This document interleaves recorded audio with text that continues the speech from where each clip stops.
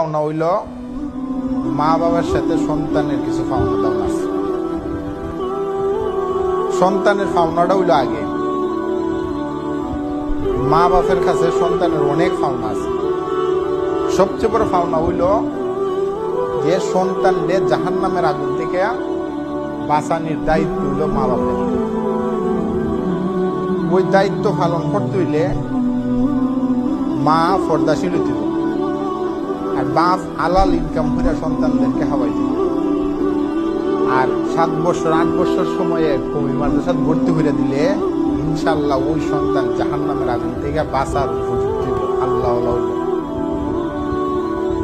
আর মা বাপ যদি সন্তানের পাওনা দেয় আল্লাহ সিনায়,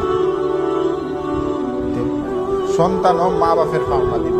আল্লাহ তাআলা বলছেন যে তোমরা মা বাপের কার্যক্রমে কোনো কিছু কষ্ট হইয়া উফ শব্দ হইও না, তাদের সাথে মিঠা মিঠা আওয়াজে কথা বলবা, তাদের কথা শুনবা, তাদের খেদমত করবা।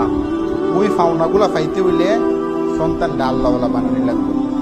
এই জন্য যে মা বাপ সন্তানরে আল্লাহ চিনাইব, বৃদ্ধ বয়সে গিয়া ওই সন্তান মা বাপ চিনব। এই জন্য মা বাপে সন্তানের পাওনা যদি দেয়, সন্তানও মা বাপের পাওনা দিবে।